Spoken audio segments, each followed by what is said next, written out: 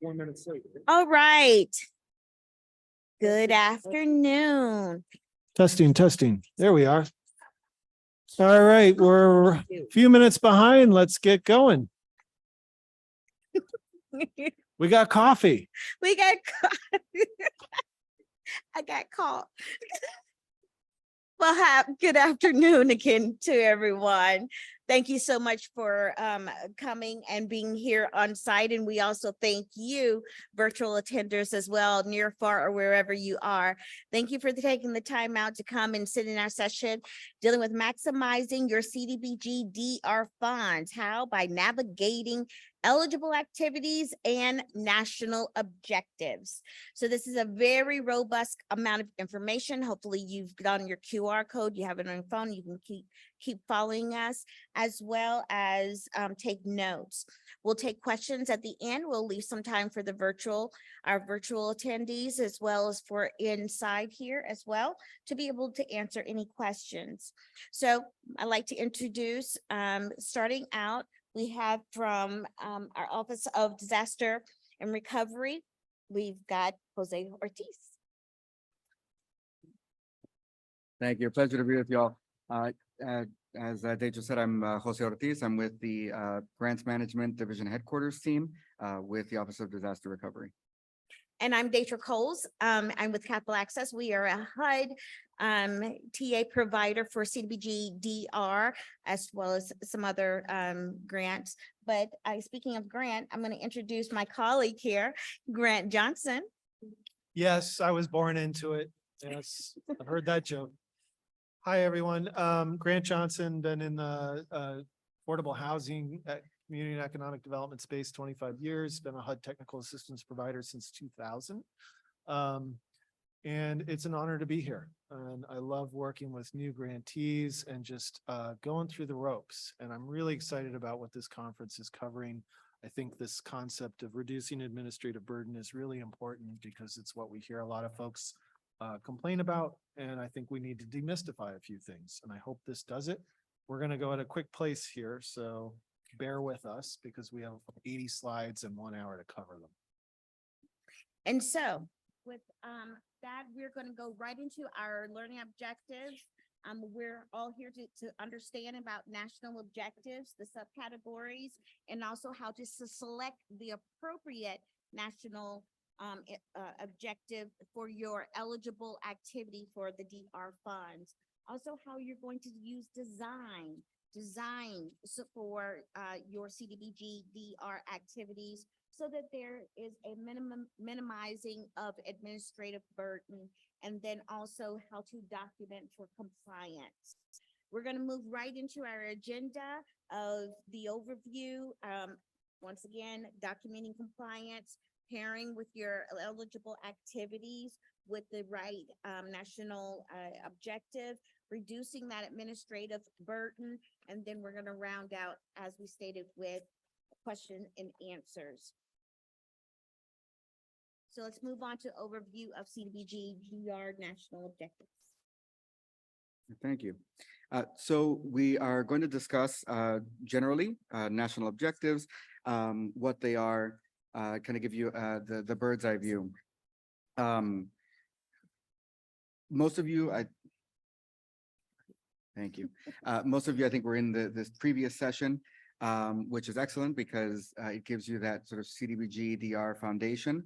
And I want to, reiterate to all of you, even if you don't have CDBG-DR experience, the foundation is there. It's CDBG, right? So many of you might have experience with some other CDBG programs or some other HUD entitlement programs. Keep that same mindset for a lot of what we're going to say here today. And so here we have our national objectives. Again, the overview. We'll be discussing the low mod, income, national objective, urgent need, and slum blight. Also important to just emphasize the slum blight national objective.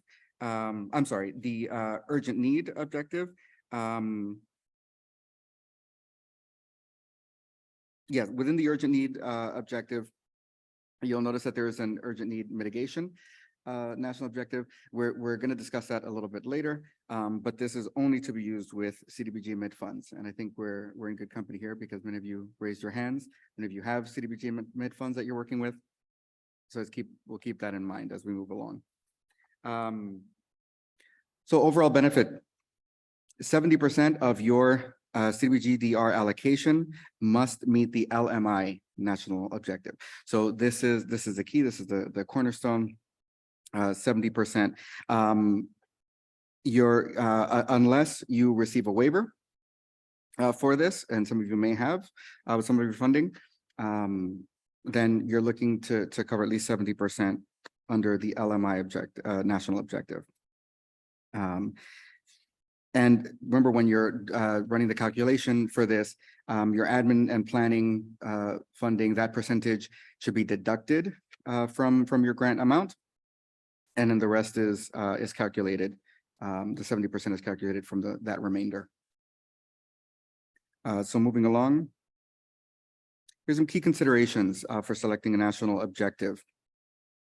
So at the action plan level, HUD will ask you, the grantees, to select national objective and an eligible activity. Some activities can meet more than one national objective. So it's important, since at this conference we're focusing on relieving administrative burdens, right? To think about as we go along through the presentation, how you can strategically think about national objectives and what documentation or other burdens there may be for one versus another, and think strategically as you move along and think about your activities.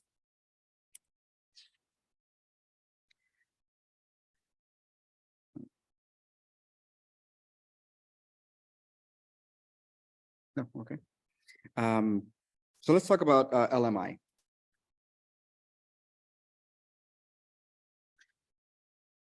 So with LMI, of course, the benefit or the focus of this national objective is low to moderate income persons. So we're talking about those individuals whose income is at or below 80% of that area median income. And we'll be talking about two main subcategories within LMI, which are area benefit, or LMA, and direct benefit. And there are several subcategories that will be discussed as well. So area benefit is an indirect benefit. We're talking about a defined area that you define as a grantee. And information on the area being low, moderate income comes from surveys, Black group census tracts, etc. And then, of course, direct benefit, we're talking about actual beneficiaries, individuals as beneficiaries under a number of subcategories that my colleagues will now discuss. So let's talk about area benefit. Everybody familiar with these national objectives? Okay. So keep in mind, we're going to go through this really quickly and then hopefully have a few minutes at the end so that if there's a really specific question, you can ask it. Area benefit is one of the ones that I see often not understood well or documented well. And this is because a lot of times people think, well, wherever the project is located is the area. And really what we have to talk about with area benefit is the service area. Okay, and there's a couple key criteria. So when often working with infrastructure projects in your engineering divisions, this is where you need to add a little bit of clarification. Because too many times I see a stormwater treatment facility and the engineering and the department says, okay, well, it's in this neighborhood, so it qualifies as a low mod area benefit. But if you look at where all the laterals, where the services go to, they actually, the treatment facility is in one neighborhood, yes, that's in an LMI census tract, but the service is actually supporting another neighborhood and it's not in an LMI census tract. So service area is the first thing that you really need to make sure that you get right. Depending on the type of activity that you're considering for using a service area, it can really vary. if you're supporting, say, a firehouse and emergency facilities building and hardening that for future activities so that they can provide services, it's going to be their service area. What zip codes or what addresses, what is their boundary for service, not where the firehouse is located. Okay. So the key thing is thinking about your activity, your program, what's the physical activity and improvement that you're going to make? Who benefits from that improvement directly? Is just having an improved firehouse next door going to reduce my fire burden? Well, if they service me, yes. But who all else is getting serviced? Right? So we always have to keep that in mind. It's not always the physical location of where the activity of the project is located. So that's the biggest thing to get right out of the area. And so then there's different ways to go about defining your service area. And so based on, again, the type of activity that you have and what you're doing, the way that you draw the boundaries around your service area can vary. The other thing is that you're going to have to use the specific LOMOD area benefit mapping tool that HUD provides. It's a GIS mapping tool. It includes the census and other income data that you then must rely on, unless you want to start getting into doing direct survey work yourself. And we'll talk about that in a minute. But before getting into using a LOMOD area benefit activity, you're going to want to make sure that you can clearly define what your service area is and what those assumptions are based on. Okay. There are two methods. The other thing with the service areas that I just want to point out really clearly and quickly is that your service area, so the area that you draw your boundary around that's benefiting from that investment, also has to be primarily or 51% residential. And that's the next thing that people miss. They're just looking at the census data and they're not capturing whether or not it's primarily neighborhood based. Okay, because again, we want the LOMOD benefit going to people, not businesses and everything else. We can support businesses, but the primary objective here is for LOMOD individuals. So we need to make sure that we're capturing that. There's two types of data, as I said. There is the census method, which is the most common. You'll pull that data right off of the GIS tool that HUD makes available to you that will provide the link for. So again, you want to make sure that when your engineers or the folks that you're working with are drawing those boundaries, that they're capturing the right data from the right tool. They need to use that census tool from HUD because it's filtered all kinds of information based on income. That if you are just simply going out into other census data mapping tools, you may not be getting correctly, okay? The other is to do a direct survey. So if things have changed and you don't think that mapping tool is accurately reflecting what the actual community represents, and you want to go out and prove that you have better data at the local level, then you're going to have to take on a survey method. And there's a lot of rules around how you do the survey, because there's a lot of right ways to do the survey, but there's a lot of wrong ways to do it too. So the census method is more typically used because it's faster and easier. A survey is going to add extra time, it's going to add extra cost, and it's going to be somewhat administratively burdensome. So unless, and you're doing this sorting between the fair housing guidelines and really trying to serve communities in need. So if you have a community that's in extreme need because the demographics and the income has shifted in, say, the last 3 to 5 years, maybe it is worth doing that extra effort, and you're just going to take on that administrative burden so that you can then get to the folks that we're really trying to serve here. So there is some sifting that you have to do. The other thing to consider is there an easier method? So if you're providing direct services to the beneficiaries in those areas, might you use a different national objective? And this is what we're talking about today, is really understanding your national objectives, your eligible activities, and how to align them in a way that is going to be easier to administer or more beneficial to some of your goals. And so you're always having to kind of weigh those two. The LMI summary data and the tool is right there on the link. You can access it through the HUD Exchange. Such a wonderful resource, the HUD Exchange. It has just been an ever-growing work in progress. But 10 years ago, when we had to pull all of this off of hard copy and doing all kinds of searches and pulling a little bit of information off of HUD's website and pulling something that you got in a notice out of a binder, the HUD exchange, I just can't celebrate it enough. It's a sole source for so much of this information, and it just continues to grow and get better. With the survey method, you have the income surveys, which is how you're going to be determining an alternative data set to use for showing that this service area that you're serving is one, primarily residential, and two, primarily low mod income residents. Okay. So think about the door knocking and the methods that you have available to you to do surveys. If you've never done one, that might be a cause for pause. Okay. And then there are a whole bunch of guidelines on how to go about doing the independent surveys.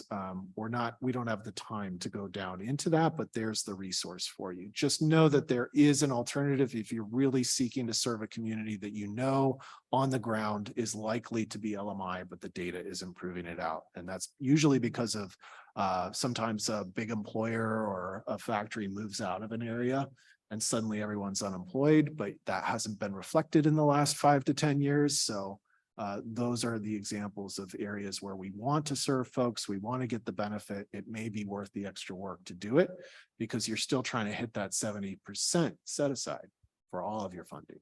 And so this helps you do that. The HUD tool and video is excellent. If you watch that YouTube video, you will know how to do this. I'm really going to skip through this. I think we've talked enough about how to define service areas, so I'm going to quickly skip through these because you all can pull this offline and you'll have it available to you. So these are text dense slides so that you can use them as kind of cheat sheets and references on top of what you can look up on the exchange. The other thing that you want to be aware of is just the different ways of evaluating, did I get the service area right? And this is another area where depending on the type of activity or resource that is being provided in your service area, are you really primarily serving those residents within that boundary? Or is what you're supporting something that really is benefiting just the general public of the city or the county or even the region? So we see this a lot with sports facilities and community centers, where sometimes the primary user isn't necessarily that local immediate neighborhood, but it's from a regional group. And if you can't prove that it's primarily serving those immediate residents, it's likely that you don't have a qualified service area. Okay. You have a service area, you've defined it, but it doesn't really meet the intent of what we're trying to do here. So you have to look at what's the nature of the benefit, not just what's the physical improvement to the project. So if I'm improving a firehouse, what is the actual benefit? It's fire protection. It's not the firehouse itself. It's not giving, the few firefighters a better place to work out of, right? So we really have to think about the extension. And so that's why this is all really complex, because it's indirect, right? It's not like I'm cutting a check to a homeowner to buy a new home. That's very direct, okay? So really be eyes wide open. This can be a great tool when you know that you don't have the administrative ability to process every single homeowner or project or property in an area. So there is the flip side to this, which is, hey, I can serve a whole bunch of people and not have to go to each household, collect their income information and verify it. So the real intent of this tool is to be less administratively burdensome, but you have to use it right.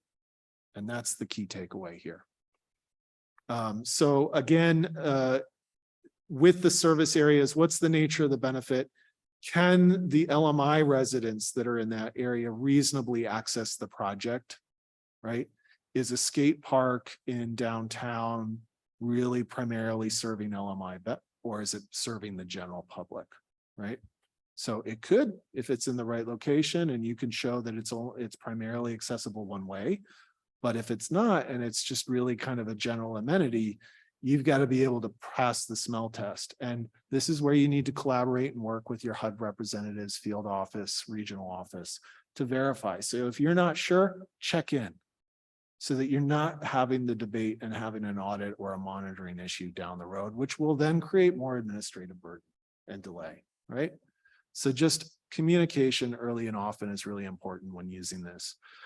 And then are there other projects nearby that can provide another benefit? So again, if you're really just supporting a service that you're drawing a boundary around, but there's 3 other of those services in the immediate area that all kind of overlap. Well, is this really a benefit, an area benefit now? Or are you just kind of adding to what already exists? All right. So with the tool that HUD puts out there, again, in the link, you can draw your boundary on the map and it will immediately tell you what percentage of area median income, what the LMI percentage of that area is.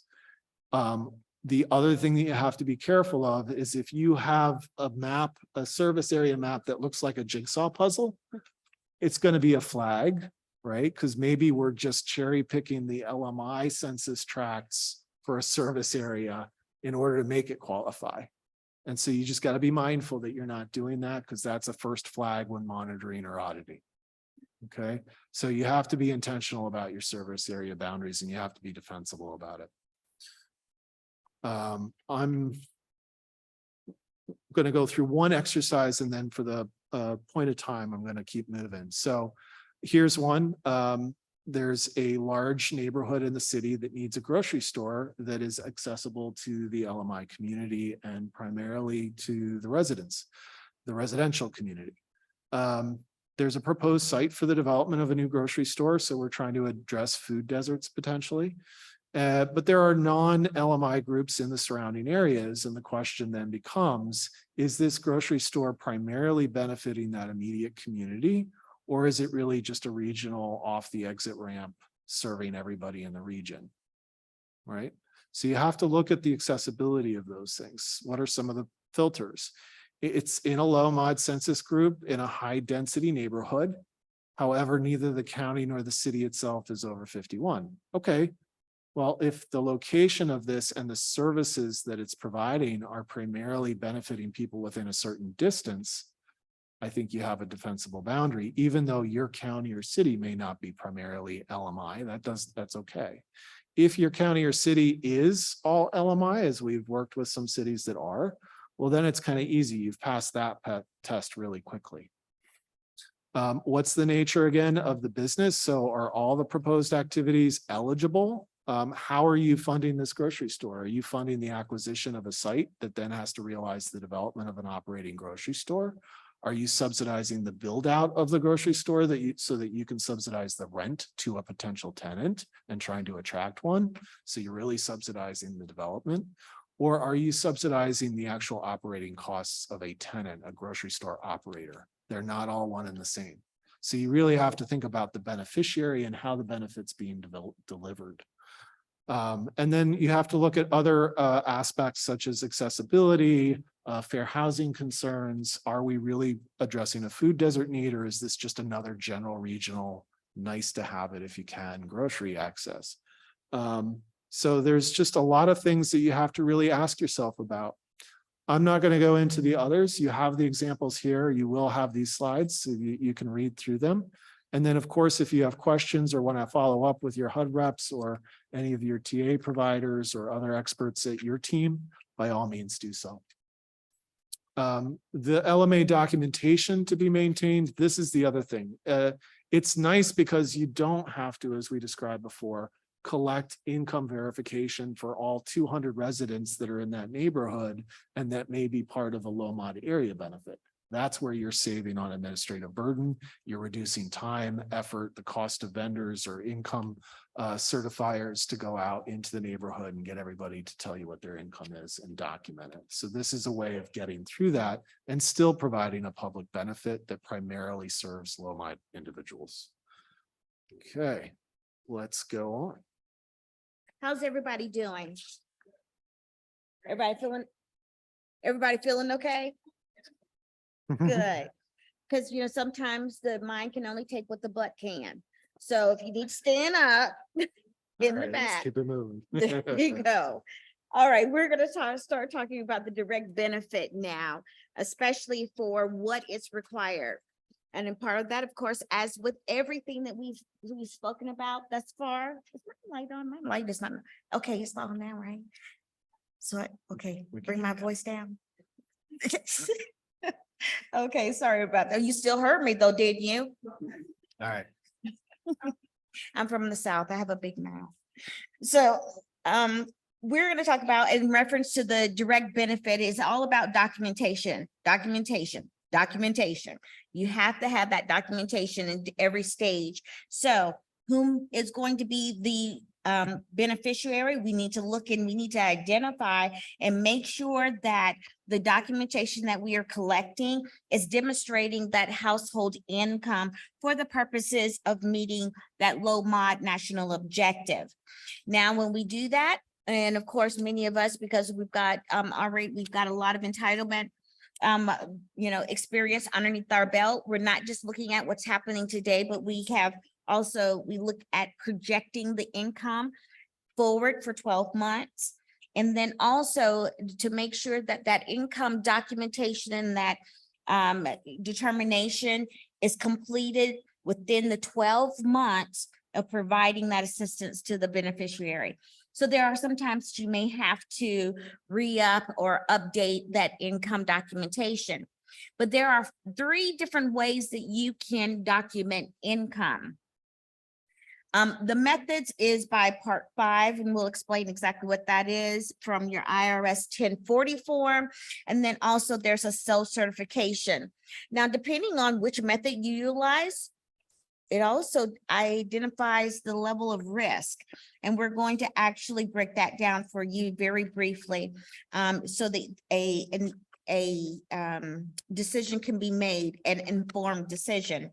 So we showed there, we have a bar so that you can see kind of some things that is lower risk, but then there's also a higher administrative burden. And we're going to actually identify what we mean by there. There's a mid-range, and then there's one where it's a higher risk, but there's a lower administrative burden. So let's talk.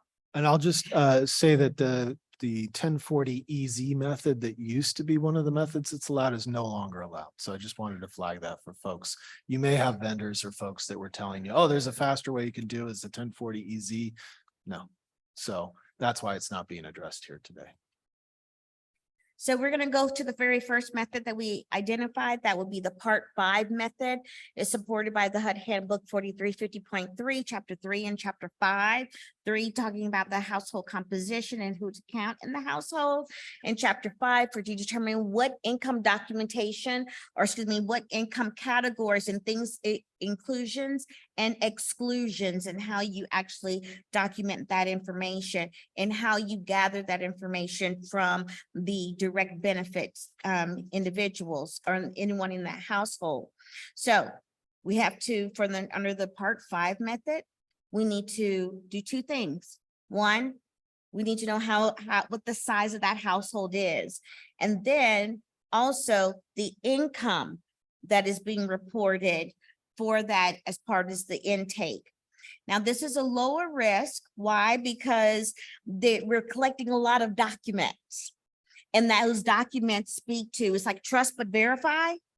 You told me that this is what you're making. We've identified how many people in your household. Now we're asking for that documentation, that third-party documentation, which means that third party, and we're not going to go too far down the pathway on this.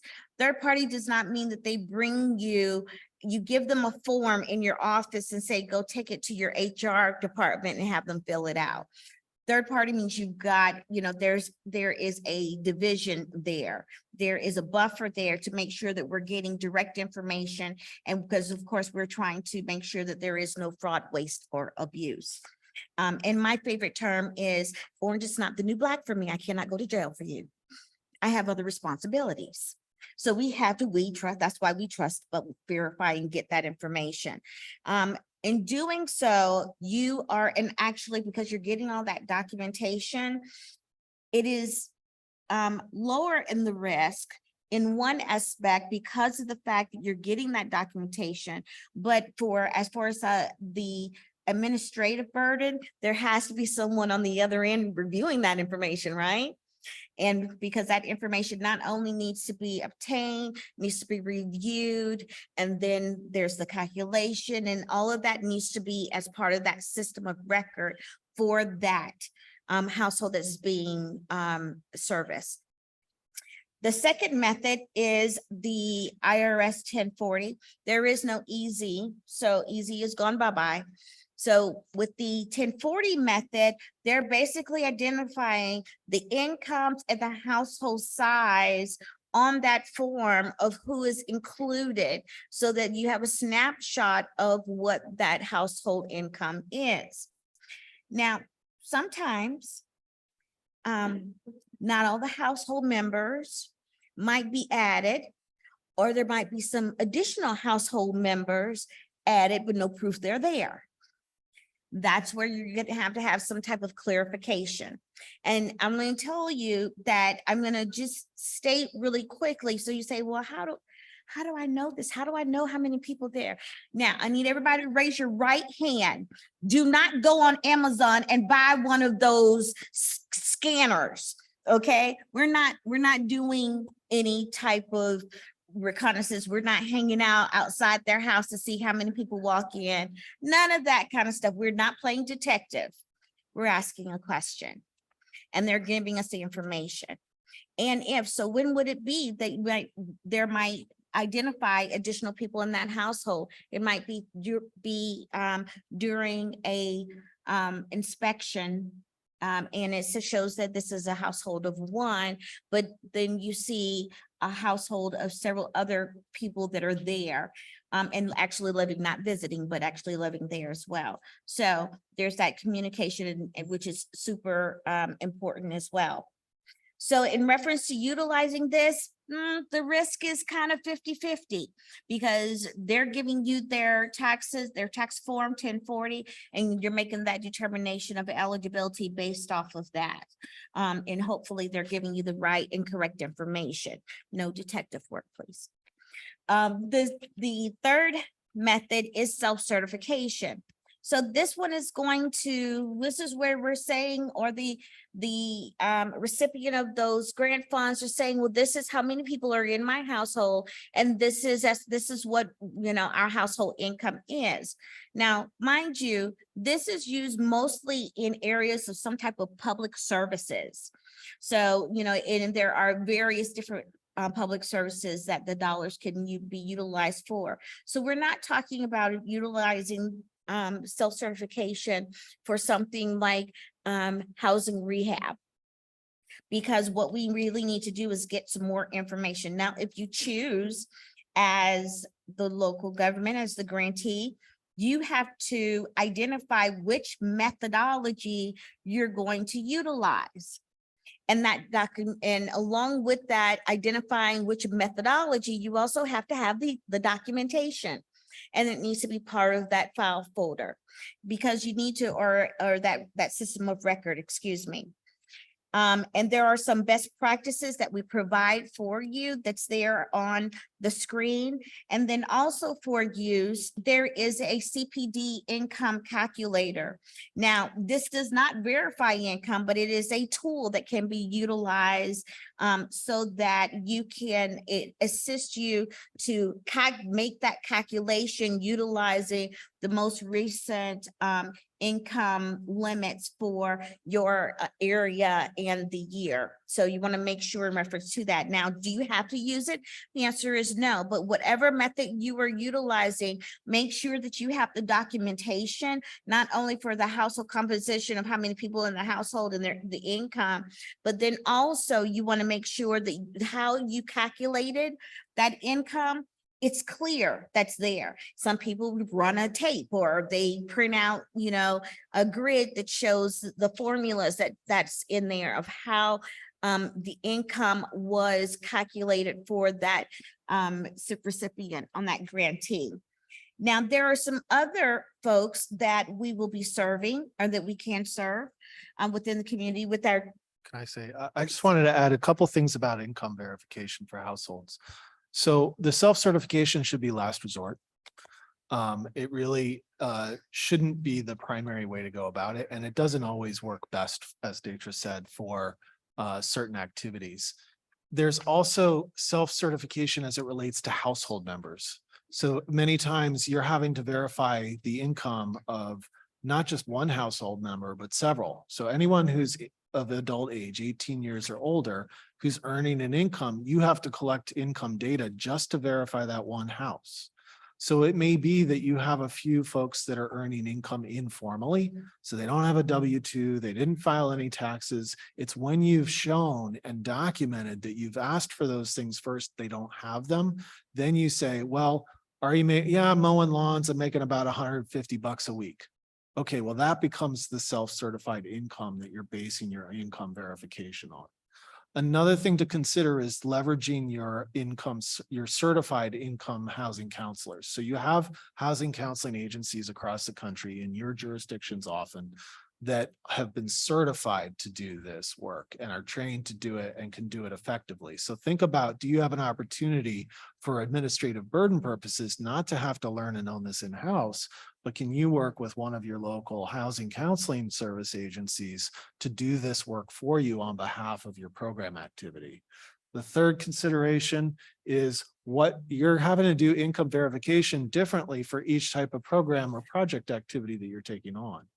So the way that you're doing income certification or verification for a multifamily housing rental project is one method and one series of policies and procedures versus if you're providing home buyer assistance, which would be another kind of underwriting and income verification, versus a public service that maybe does use other types of methods. So realize that income verification and what method you choose in your policy and procedure has pros and cons, and also has to be chosen in the context of what activity you're doing and who there is to help you do it. So I wanted to add those within the context of getting it right to reduce administrative burden. Thank you. Thank you, Grant. Also, I'm not sure if I said it, but I want to just point to the very last bullet on the best practices. Whichever method you are utilizing, make sure you're identifying, you're ensuring that you're utilizing the correct income limits for that year. Okay, very important. Make sure that you're looking at the correct income limits for that year and identify that on your final calculation for that beneficiary. Right. We get asked that all the time. Oh, hey, the new income limits are posted. Do I have to redo my income verification? No. Not if you did the income verification. It's the year in which you received the application information or started doing that income verification for that beneficiary. If you're still processing new beneficiaries and they happen to fall now in that new year, you may have a program that has beneficiaries with program verification, income verification done this year, 2024. And if you're still taking in new applicants and processing them in 2025, then you're going to use whatever stated in the 2025 year. But you don't have to go back and redo it unless it's been longer than a year from when you did income verification to providing the actual benefit to the homeowner. So these are the kinds of details that get covered in your policies and procedures that you don't have to write into your action plan. Your action plan should or could state which income methods you're going to use as you list your different program activities that you want to fund. And that's what we would recommend. So we're going to move on to the limited clientele, and limited clientele is comprised of individuals, a specific group of individuals. So we're maybe talking about folks that are in homeless shelters, seniors. There's some other examples that's there, but there's documentation, of course, that needs to be collected, and at least 51% of the individuals that are served under this activity, they need to be, and they must be low, moderate income. Now, there's 4 different ways to document this information, and those are identified there. But you definitely, obviously the household income is very important for the participants. You also want to know whether or not there's any cross pollination. That particular recipient or individual might be serviced through some other type of program that's there.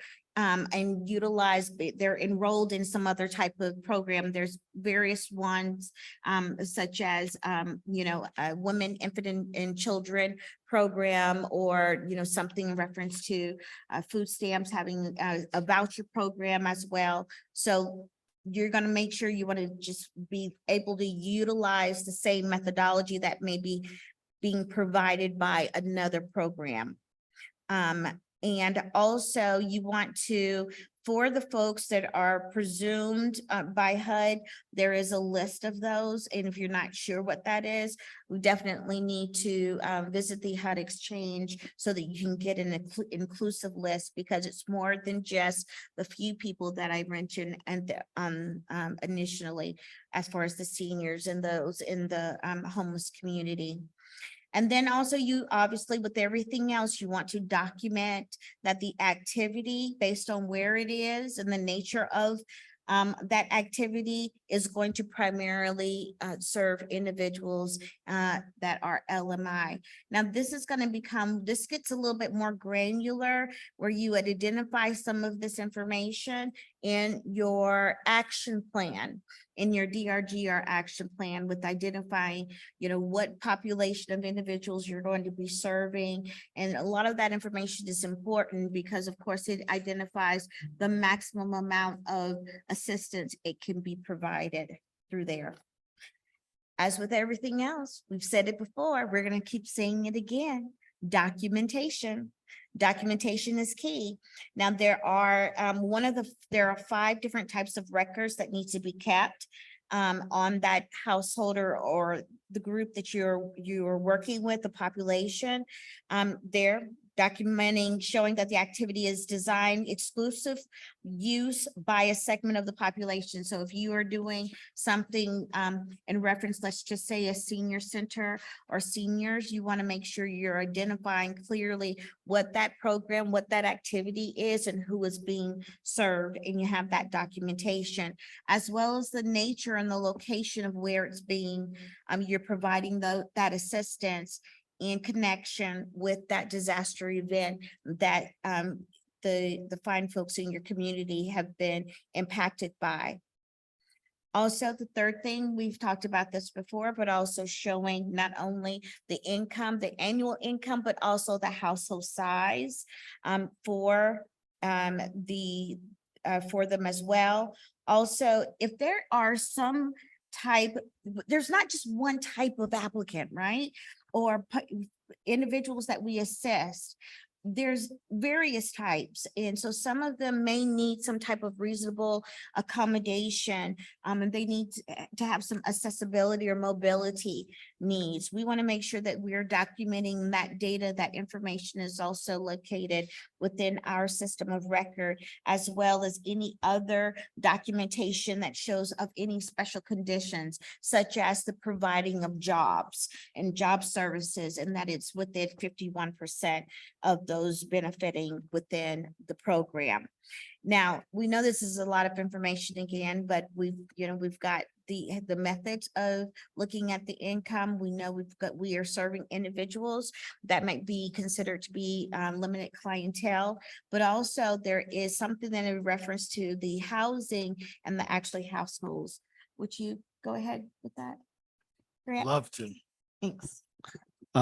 So what we did was we queued up how to do income verification. And I'll just say that verification is an intentional word in the notice, so that you're not required to use certified housing counseling agencies to do income documentation.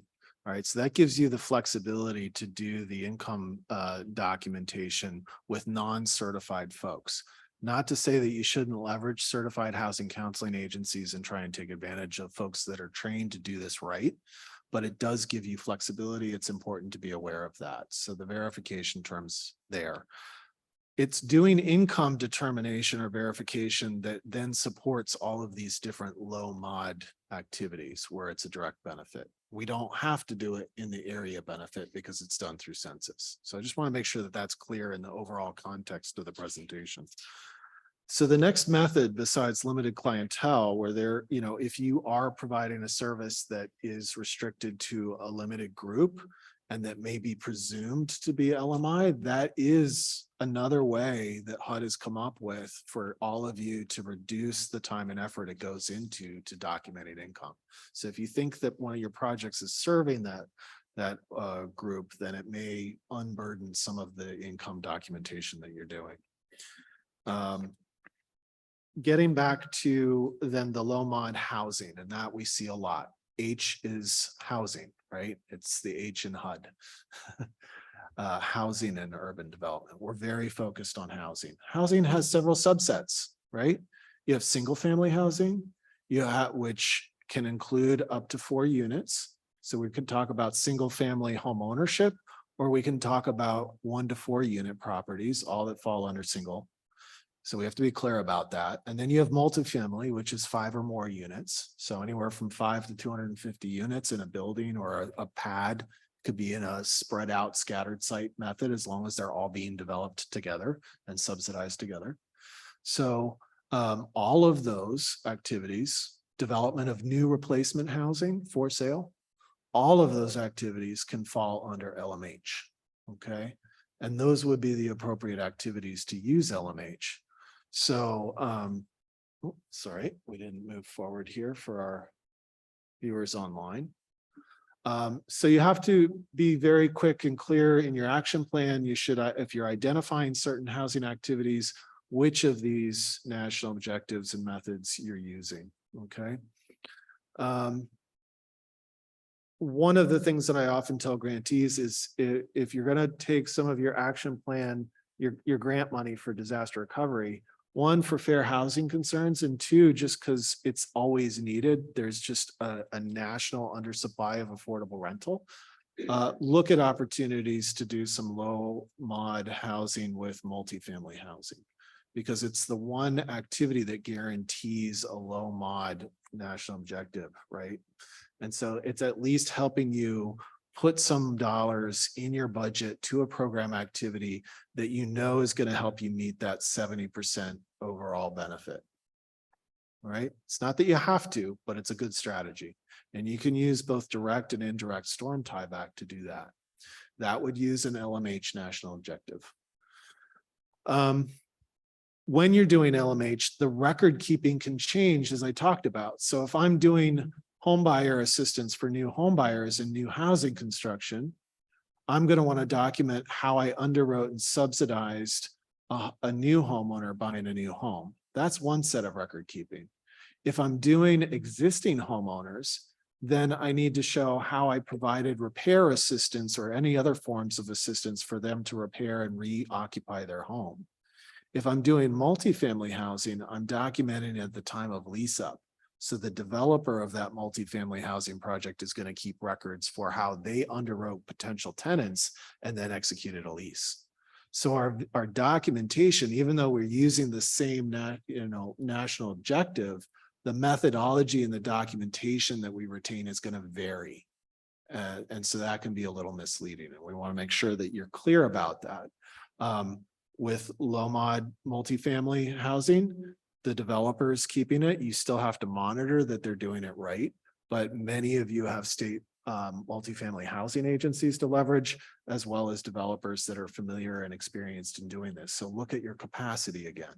It is less administratively burdensome because you're relying on an industry that's already used to doing this. Homeowner occupied repair is almost always going to be used based on most of the nature of this funding.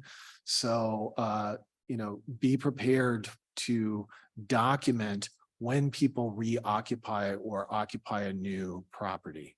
All right. So you haven't met the national objective. This is the biggest thing I see in policies and procedures when you get a certificate of occupancy. All that means is a local code inspector came by and said, yep, you could essentially squat or have a tent in this house and it would meet all of the code.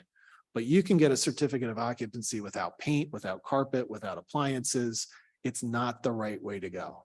So make sure that you are documenting somehow, whether it be a final punch list or ideally a sign off from the homeowner, either new or existing, saying, yes, I received my keys and I'm back on the property. Okay, that's really what you want to document. If you need to informally document things like a photograph of them walking back into the house that's time-stamped. But there's lots of different methodologies for documenting this. Think about what's available to you and what you want to use and what's going to be the easiest fashion to do it. Just make sure that it's consistent and it's clear. With the multifamily and the rental stuff, then it's going to be based on leases and execution of leases, right? That's what's proving that you didn't just create an apartment building that then went off and benefited other folks. Okay, so the payment of the subsidy for the construction is not the documentation of meeting the LOMOD objective. And that's really the key piece here. And there it is. Okay. Now with multi-units, it's going to be based on 51% of the units. So we have the little breakdown here. If I'm a duplex, at least one unit has to be LOMOD occupied. If I'm a triplex, it's 2 out of 3. If I'm a multifamily building, it's 51% of the overall units. Otherwise, you may want to separate out the units that you're doing. Okay. Now we get into LOMOD jobs. We good with housing? All right. It all starts to come together. But you have to have this basic rubric. You have to have this basic understanding as you're choosing activities to know that they're eligible, as you're putting them in your action plans, and then as you're writing your policy and procedures so you don't get in trouble later. All right. So LOMOD jobs, we can do economic development with our CDBG and CDBG-DR funds, right? Anybody here do economic development with their regular entitlement? 1, 2, great. All right, so this is going to be new. So with the LOMOD jobs, this is really when we're doing economic development activities. And if we want to support a new business or commercial venture, then we're going to have to look at how can I document achieving a LOMOD national objective with that. You don't always have to, but if you want to, or the intent is to, because you have to meet that overall 70%, then you're going to need to most often track jobs. Okay. So it's hard to do, a subsidy for a pizza business to make its infrastructure, say its electrical systems and facade improved and more resilient, and say that you met a LOMOD area benefit. Okay. It's going to be more about how did this directly benefit LOMOD residents? So it's through the creation of jobs. To meet that national objective, at least 51% of the jobs of that business or that opportunity have to go towards a LOMOD benefit. And then the standards are waived in terms of the public benefit standards, which if you've done regular entitlement work, gets to be a little bit challenging because you have to then monitor and document for a period of time how those jobs have been retained. Okay. Here with the DR, you've got some easy pass reduction of administrative burden. For the jobs that are created with 51% or more, they must be made available or held by LMI persons. So how do you document this? You have to be, and for them to be considered retained, it must be documented the job would be lost without the funding. So you have to, again, prove out the unmet need. So there's an extra documentation burden here. Are they currently held by LMI persons, or are you expected to have a high level of turnover? These are all the questions that you have to underwrite whether or not this is really the best way to go about achieving the LOMOD national objective and or the type of project that you're going to fund. They will have to be qualified based on income. You can use their annual pay and the assumption of a single person household to document that the job that's being created is a LOMOD job. And that is another thing that has reduced administrative burden. Yep. So we have the extra content on the slides here, and we're going to make sure that you receive copies of these. So I'm not going to read through every section of this. I think those are the high level points to really get across. And just do it eyes wide open. The LOMOD job tracking with individual businesses or business owners can be challenging. So unless you're doing a large employer or facility that really has done this before, grocery store is another good example. A lot of LOMOD jobs come with grocery stores, but you're going to want to make sure that you're eyes wide open with that operator on collecting the documentation to prove it out. So again, you have to think about what's the level of documentation I need? Is there a simpler low mod national objective to use? Oh, we just looked at an example that used area benefit. If I can achieve area benefit with my grocery store, that may save me having to track and underwrite all the jobs. Okay, so you're going to have to assess what gives you the best pathway depending on the nature of what you're trying to do and fund and how you fund it. All right, for the sake of time, I'm going to quickly go through here. You have the slide that just simply talks about how you can document this. So there's the alternative requirement that makes it a little easier to document. And the waiver of the public benefit standard in reporting. So that also reduces administrative burden. You will have to in DRGR report the number of jobs that are created. So you do want to be able to think about that upfront when you're working with beneficiaries and businesses to make sure that you can track how many jobs were created, because that's something that Congress wants reported back via HUD. And so HUD's collecting it in DRGR. Okay, we're not just making up red tape or bureaucracy for bureaucracy's sake. There's a real objective behind that. And the general public wants to know, if I spend $1 million, how many jobs did I get in my community? That's why we're collecting it. That's why we have to do this work. Okay. And that's why it also can't often be waived. Am I doing this one too? All right. So low mod housing incentives. Incentives are generally a bad word in the regs. Okay, there is an exception here. The most common use of an incentive is with buyout programs, where you're basically incentivizing somebody to be able to move to a safer location. All right. So we're not talking about incentives for business owners. We're not talking about incentives for local communities or nonprofits. We're talking about individual beneficiaries that may get a second grant or benefit if they do certain things. So typically it's appropriate with providing safer housing and helping people get into safer communities and out of disaster prone areas. So this is often used with flood risk and floodplain management. And there isn't a lot of guidance because generally incentives are not allowed on how to do an incentive program or document it. I think the most challenging part is to determine what the maximum incentive amount is. And stay tuned for more guidance on that, I would say. But for now, you're going to have to do some kind of market study or individually underwrite each person who receives the incentive to show that it's last resort funding and that it's based on need. So it's not used to compensate them for disaster loss. That's what your upfront other benefits and uses are doing. So let me give you a quick example. If I'm buying out properties in a floodplain because they've continued to flood and people want to get out of harm's way, I can provide them a buyout program where the buyout coding it as a buyout rather than a straight acquisition allows me to give them pre-storm value, which presumably is giving them more value than what they currently have. Not always the case in every situation, so you're going to have to assess that.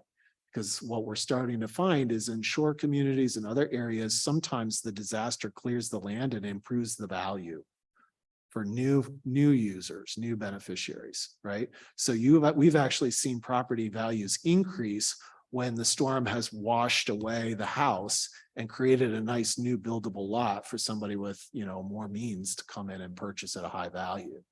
Whereas in other communities where we continue to see appraisal values go down or stagnate, maybe giving them pre-storm value because their damaged house is worth 50 and it used to be worth 80 is a benefit. So you're going to have to assess that. In many cases, even with buyouts, people have debts, right? And our debts are against our land.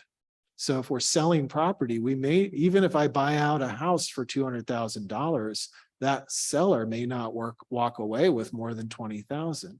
And so they may be reluctant to participate because they're saying, I'm not going to clear enough. I can't afford buying another house. I have nowhere else to go. Why would I sell?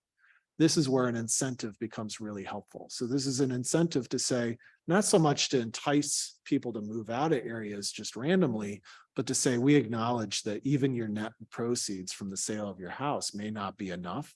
So let's create an incentive. If you move within a certain area, the biggest piece is that you're not moving back into another place that's in harm's way. So like another floodplain, that will be the requirements for that separate grant. Okay. And so you're underwriting that grant based on that incentive. All right. So you're going to have to document how you arrived at the amount of your incentive, who's eligible for it based on what criteria, and then how you basically documented that the amount you gave them was reasonable.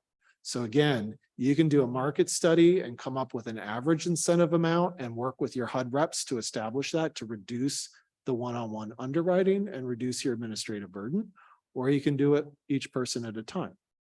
So these are things to consider as you're thinking through your program designs and your national objectives and all of the eligible activities you have.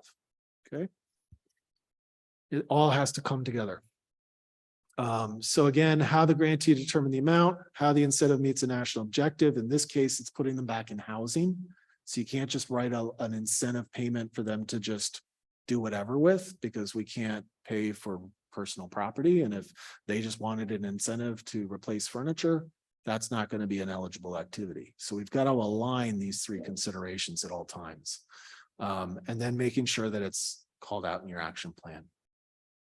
All right, I think you got urgent need.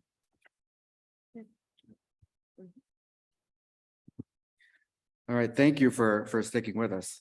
This is all a lot of information. Raise your hand if you're overwhelmed so far. All right, that's All great. right, good. That's great. It's about Nice to get work, worse. everyone. I'm just kidding. I'm gonna go over the next two national objectives, or the next two major categories of national objectives, which is urgent need and who was paying attention? What would be the third? What's the third national objective? Sloan Blight, very good. So urgent need. We're going to be talking about two main categories or subcategories of urgent need. Your general urgent need national objective. You'll generally be aware of this if you've worked on entitlement CDBG programs in the past. Important to note here that you can't use this category of urgent need for your CDBG MIT grants. Right. So I'm not talking about mitigation set aside you may have as part of your grant funds. That's separate. I'm talking about your actual CDBG MID grant allocations. It's very important to note that the urgent need national objective does not help you work toward your 70% LMI requirement. It's something to keep in mind when you're planning out your grant programs. The urgent need national objective does not work toward you reaching that 70% of LMI. As I stated, you can think very similarly to the CDBG entitlement program. The CDBG entitlement program, however, has special requirements in 24 CFR in the CDBG regulations that are a little bit more onerous in terms of your community certifying certain conditions that help you define that urgent need. And the key word there, of course, is urgent. Those requirements are waived for your grant programs in the consolidated notice. And so we're going to talk about what those are. And we're talking about the first 36 months from the time that you receive your actual allocation or the allocation notice. Within the first 36 months, the more onerous 24 CFR requirements are waived. And I'm trying to go through this. There's a lot of information on the slides that you can reference. We've got language in there that's almost a copy paste of the requirements. And on this slide, you'll see again almost a copy paste of the language that's in the notice.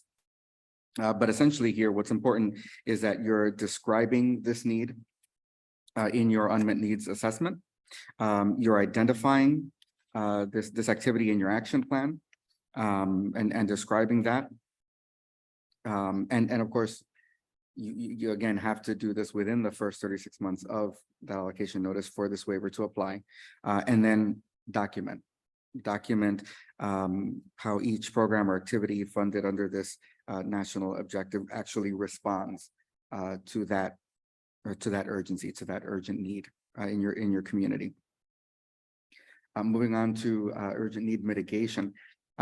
So this applies to you, of course, if you have a CDBG MIT grant specifically. And again, not a mitigation set aside in your regular CDBG-DR funding. Just to clarify, it's my understanding now that when there was a limited period where certain grantees received a direct mitigation grant, and that's when we refer to it as MIT. Ongoing from here on out, new grantees are getting CDBG-DR with an extra carve out for mitigation. So we refer to that as CDBG-DR mitigation. And that's now the new specific terms to use to define these two. So what we're talking about here is just the mitigation grant. The mitigation grant, exactly. Thank you for the clarification. So, and here, again, you're addressing current and future risks as identified in your specific mitigation needs assessment.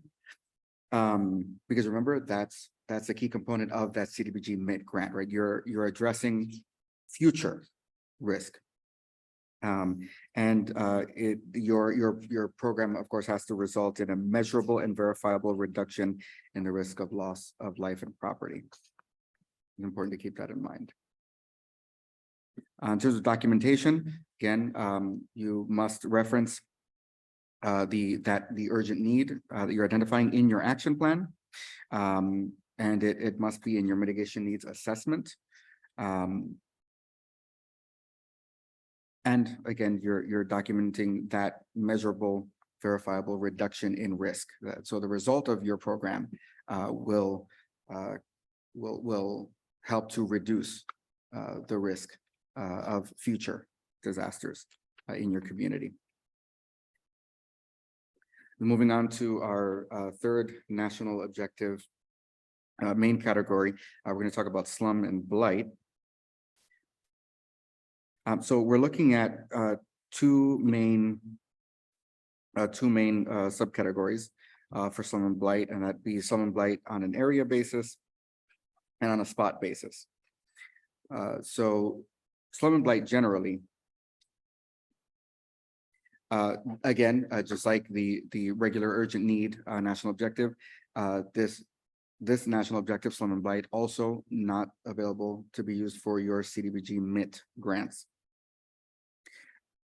And again, this does not qualify towards your 70% requirement of serving low or moderate income persons. This national objective should be used if you're looking to document the deteriorate and to alleviate deteriorating physical conditions of the area or property. And so let's look at the first of our two subcategories, slum blight area basis.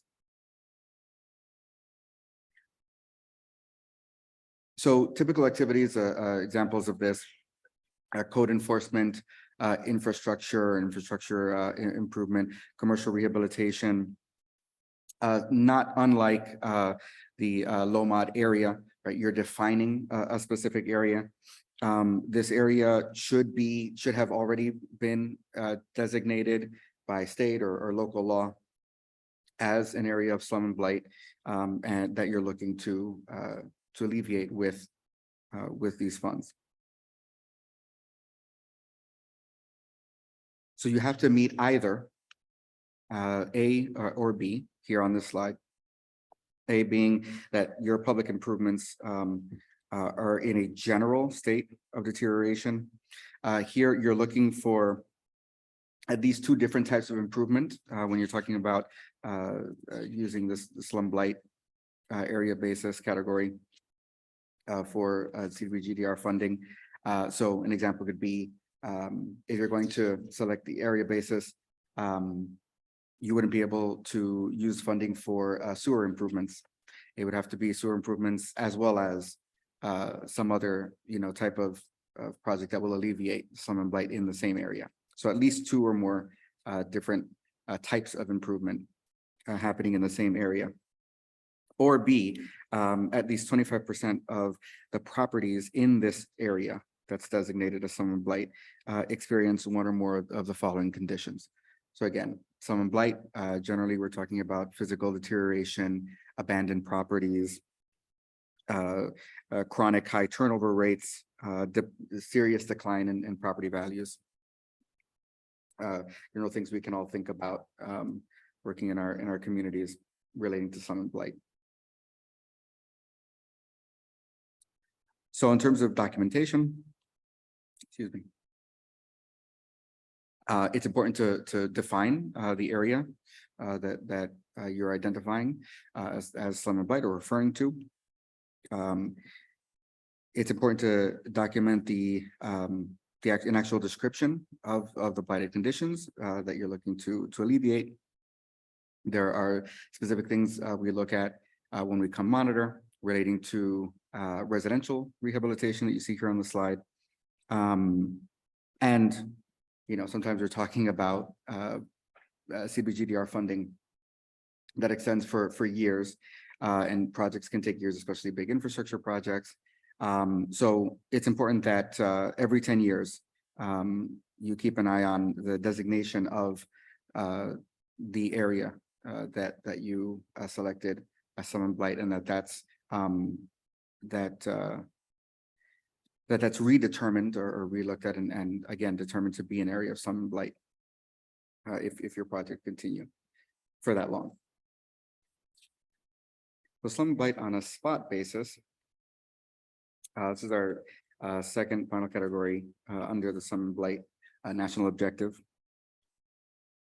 We're looking to address specific conditions of blight, physical decay, environmental contamination. The activities here are more limited, right? So we're not defining a specific area. We're looking at, as the name implies, on a spot basis. Sorry.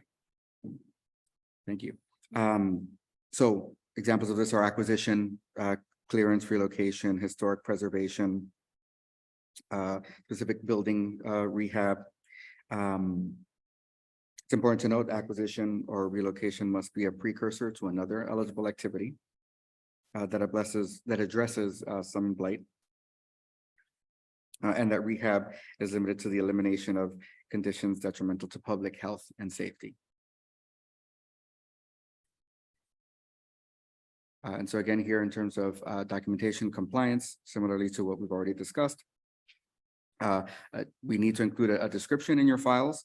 We need to be able to tell the story of why we selected this national objective, and document the eligibility of these projects. So in the interest of time, we'll move along and I'll pass it on. Thank you. So can we hear okay? Now we tie it all together. So we started with national objectives and then went through some of the eligible activities, but you have to understand the national objective first, right? Begin with the end in mind. It's the old Stephen Covey. Just same thing, begin with the audit in mind and work your way backwards for each program or project or activity that you select. Because we haven't met a national, if we don't meet a national objective, but we spend money on eligible activities, you're going to have to return it, okay? So the key is start with an understanding of the national objective. There's lots of eligible activities, but what we often get asked is, can I spend money on this? Yeah. Can I spend money on that? Yeah. Can I spend money on this? Yeah. What national objective does it mean? What do you mean? I thought I could spend money on this, right? So it's making sure that your question's informed. Think about what is the end benefit or the end use in order to back into a national objective. Then we can talk about eligible activities. Okay, what can we pay for to get to that national objective? That's really what we're answering. And that's the thing that most people get combined or twisted. right? They're starting to confuse eligible activity with national objectives. So it's really important, and that's the reason we backed into it this way, all right? You have to have an understanding of the national objective. Then you can talk about what are the likely types of things that you need to pay for, most of which you can, so long as they're within the context of meeting the national objective. All right, so that's a key component to get as a takeaway from this. If you understand that, you've got half the game. All the funds have to be spent on eligible activities. So that means your actual dollars only touch eligible activities. Can I meet a national objective by repairing an existing person's home? Yes. Okay. What can I spend the money on? Can I replace their granite countertops? No. Can I replace countertops? Yes. Can I replace the fencing around their in-ground pool? No. Can I replace fencing? Maybe, if it's for security. Okay, it starts to get a little more subjective as we get into the weeds of all the things your dollars can touch. Okay, so it's understanding the national objective first, and then in order to achieve that national objective, what do you have to spend money on to get there? And then you work through the checklist of things that you can and can't spend your money on, which is your eligible activities. So that's the point here, is not every eligible activity necessarily meets a national objective just because you can spend money on it, okay? There are some exceptions, administrative and planning activities. You don't have to document your national objective. They're assumed to meet and support all your national objectives that you're meeting with the rest of your expenditure.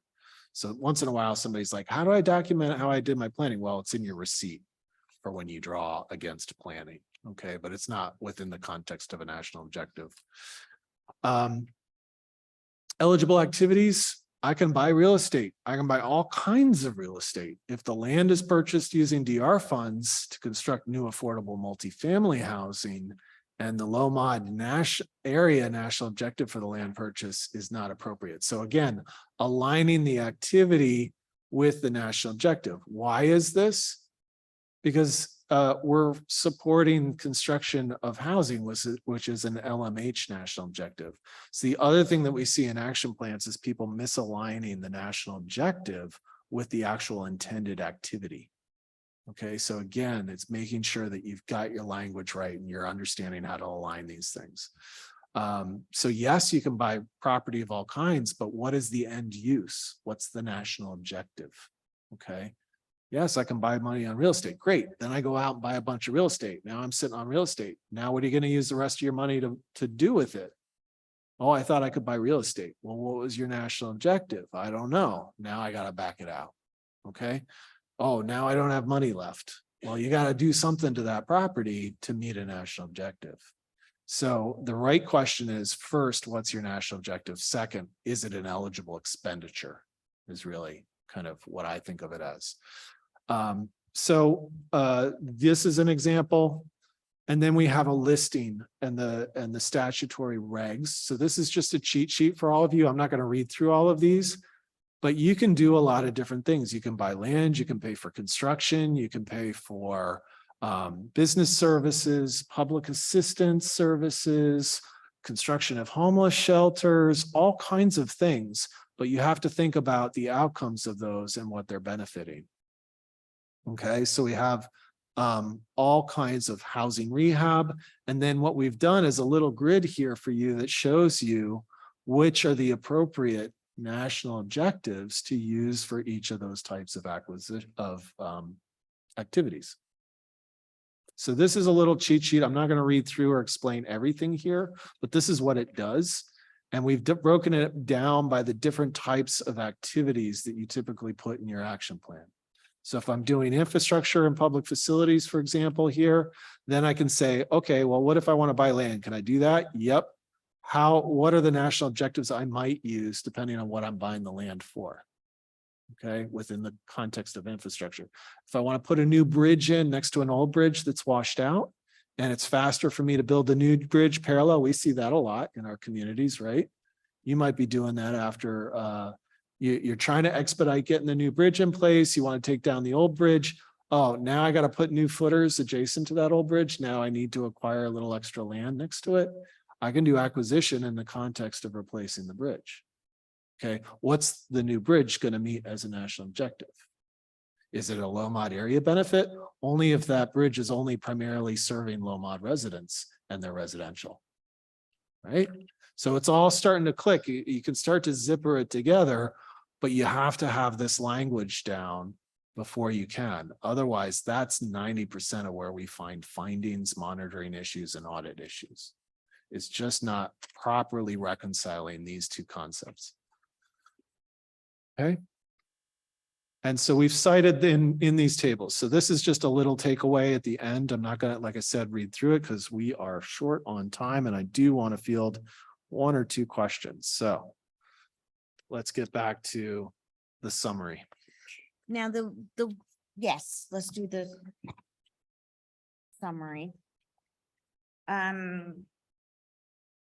Just so that you know, we had a discussion about this a little bit earlier about what is admin, what is planning, and what are activity delivery costs you can utilize. Make sure that you're utilizing and reading that notice there, the CPD notice, because it actually brings a lot of clarity to that as well. So how are we reducing the administrative burdens? Well, there we go. Our takeaways needs to have a national objective. And in that a national objective, you need to know who it's benefiting, if it's based off of area benefit, if it's on limited clientele, or if it is urgent need. And it needs to be, the national objectives must be based on the end use of those DR funds and identified as part of the unmet needs analysis that was done in order for you to complete your public action plan. Also, in addition to that, we talked about income determinations and also activities that we can utilize the funds for so that it helps lower the administrative burden. And we have a list of resources that we provided. I would like to move to any questions that you may have. And there's also let's go to our virtual attendees first. Is there any questions in the queue? No? Okay, wonderful. So we have one now here. Hi, thank you. Laurel Varnell. I'm from Sarasota County, and I just had a clarification on that big chart that you had. You had the acquisition of real property, and then you had just LMA national objective listed. But I think what you talked about with the end in mind, if we're buying the property for LMH, it would be an LMH national objective. Is that correct? Yeah, it's going to depend on the type of activity. Okay. So again, you could do an area benefit with a buyout program. So for example, if you were buying land as part of a buyout and creating a infrastructure like solution as the result of improving that land to protect the surrounding community. So for me, buyouts can be either direct, they're both.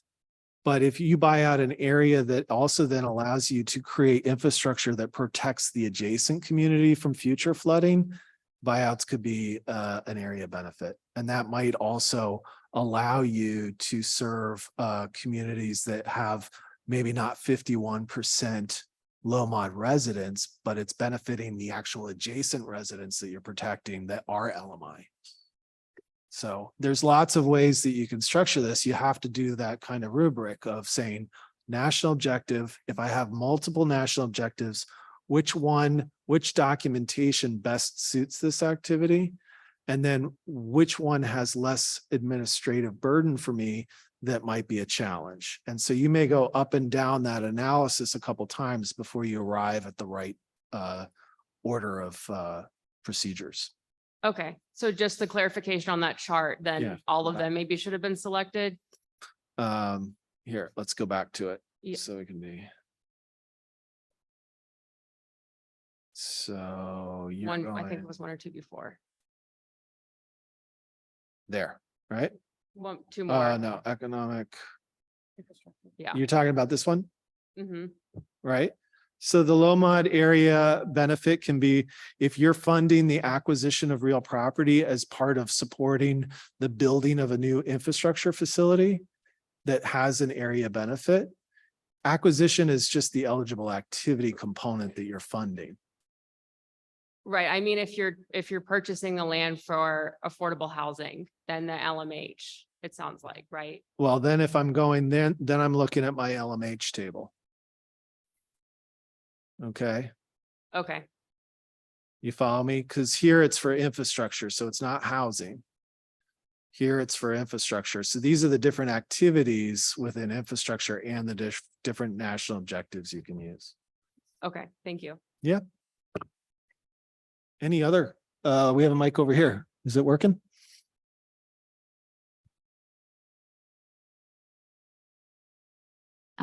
Okay, yes. Hi. Operator error. So I wanted to go back to the income verification. And I think that was for the household for LMIs. This is probably just out in the weeds, but I want to know if minor income counts as income verification, because in some states you can start working at 14. To my knowledge, well, actually, there is that rule with minors that earn over a certain amount that we track, correct? So you can count if you're utilizing the Part 5 method, then it is the first $480 if they're a full-time student. And so it's just the 400. So if they end up making $5,000 in a little part-time job, you're not counting the whole 5,000, you're counting the first $480 of that. You still want to document and have your documentation there as well, even though, and with the clarity that that's only what you caught, or excuse me, that you're utilizing. But I would also encourage you to look at the guidebook on which of the income methods you're using and then what they advise on that, if at all. If they don't, that's a classic example of where you want to work with your HUD rep and field office to make sure that you're documenting and applying the information correctly. So if you're using the Part 5 method, there's a way for documenting income from minors. Whereas in some of the other methods, I don't think it's addressed. It would just be addressed like on the 1040, how you're declaring it and taking the lump sum numbers. Does that answer that? Yep, and that's different from in the event that there is some type of social security or death benefit that is made on behalf of, for that child. So it's a difference. I think we have a question over here, please. Hi, I wanted to go back on the LMA portion of like buyouts. So you were mentioning how incentives could be used to supplement our buyout activities to, maybe get some homeowners that were not wanting to be in the program to get in the program, or to like help them out in some of those costs. So if you're doing an LMA buyout, how do your incentive activity types, how do you have to verify income if they're supporting an LMA buyout? I'm sorry if that was Sure. So I think if I'm understanding it correctly, it's how do I apply LMA when doing a buyout program? No, I understand that. It's whenever we have an LMA buyout and we want to offer incentives, but incentives can't be LMA. So do we have to do the whole income verification? The incentive is a separate benefit from the buyout. Okay. Okay, so the incentive would be its own standalone second benefit Mhm. to that resident that's maybe selling their property. Okay. So you treat them as, because they're two separate grants and your duplication of benefits potential is different. So for the example, I worked with a state that the state also offers an incentive for folks because the state was also buying out properties. So that created a duplication of benefit that wouldn't apply to the buyout, but would apply to the incentive grant. So they're really getting two benefits. One, the buyout benefit, which is pre-storm value.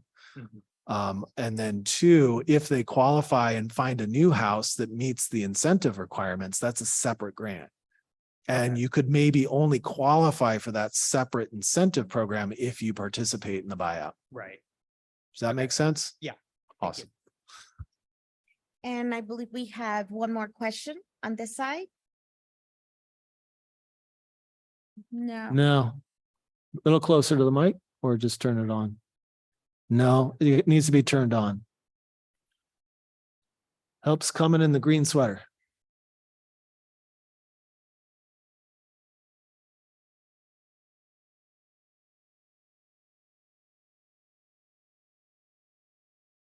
Does that Can work? you hear me? Yes. Okay, Yes, thank you. Great. So I have about 4 questions. Well, I'll just go really fast. They're all related to LMI. So the first part of the presentation, we were talking about, we moved from LMA to then direct benefit. And there was 3 methods, Part 5 IRS 1040 self-cert. Then we jumped to LMC, and then there were 4 methods. I was like, Mic kicked out. Sorry. and so I'm just trying to reconcile, what do I do with those 3 types that then they can't be used for LMC?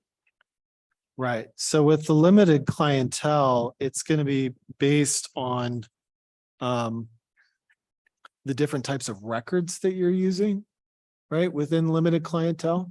Okay, So that's different than the 3 types of low mod national objectives. So if you want to walk me back through that, I can go directly. It's a little long to skip through, but low mod direct benefit activities includes low mod jobs. That's Mhm. one. An alternative would be limited clientele, LMC. That's a different one. Mhm. Then you'd have low mod housing. These are all where you're giving a benefit directly to the beneficiary rather than an Yes. area benefit that is Right. not giving a benefit directly to individuals. Yes. Okay, then So, we're moving from there to low mod, to limited clientele. yes, Okay, gotcha so far. So then within the limited clientele, there's several types of activities that would warrant it being a limited clientele. So you have to say, is this truly serving a limited clientele or am I just making a limited clientele up? so And so there was That some was guidance about- on how to define a limited clientele. activity, not how you verify that they're LMI. Correct. The LMI verification is coming through several different ways. So with limited clientele, there is the presumed benefit subcategory, but it's only within the limited clientele national objective. So if you're serving, say, a nursing facility, then you might Mhm. presume that they are all LMI. So you don't Yeah. have to do the low mod income underwriting the same way that you wouldn't with an area benefit. Can you go to the slide that shows like the 4 or 5 Sure. ways under LMC that you meet LMC? Because one of those bullet points said that you verify that they're LMI. So then therefore I can use those 3 methods under that one.